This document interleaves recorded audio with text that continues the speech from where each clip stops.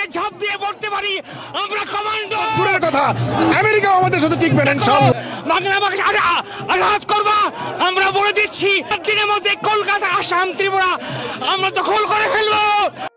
প্রিয় দর্শক, আপনারা এতক্ষণ তো অনেক কিছু শুনলেন বাংলাদেশের প্রাক্তন সেনাবাহিনীদের কথা। নাকি কলকাতা দখল করবে। ভারতীয় সেনাবাহিনী যদি একবার জেগে ওঠে তো বাংলাদেশকে কি অবস্থায় করতে পারে সেটা ওদের এখনো ধারণার বাইরে।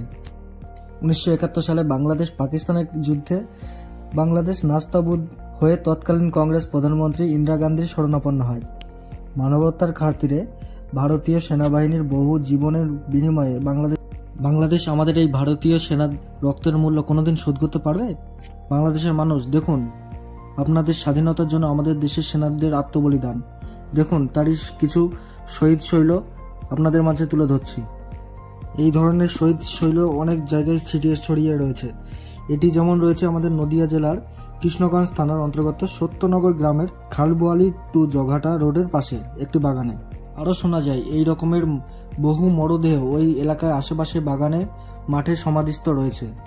বর্তমানে কৃষ্ণগঞ্জ গ্রাম পঞ্চায়েতের তত্ত্বাবধানে এই কাজগুলি সংস্কার করা হয় এবং সোলার প্যানেল, বাতি, স্তম্ভ লাগানো হয়। এই সব পবিত্র সমাধিস্থগুলি যে রক্ষণাবেক্ষণ করা হয়েছে তাতে করে কৃষ্ণগঞ্জ গ্রাম পঞ্চায়েতের প্রশংসা করেন এলাকার সাধারণ মানুষ এবং সেনাকর্মীদের পরিবারবর্গ। সেই সব সেনাকর্মীদের নাম ঠিকানা উদ্ধার করা এখনো সম্ভব হয়নি। শহীদ শৈল স্তম্ভ থেকে যে নামগুলো আমরা দেখতে পেয়েছি তাতে করে টেক বাহাদুর, দুর্গা বাহাদুর, মেহেরওয়াল সিং, মর্তি সিং, মোহন সিং, বৈরব বলবন্ত সিং, এইসব সেনাদের আমরা নাম দেখতে পেয়েছি।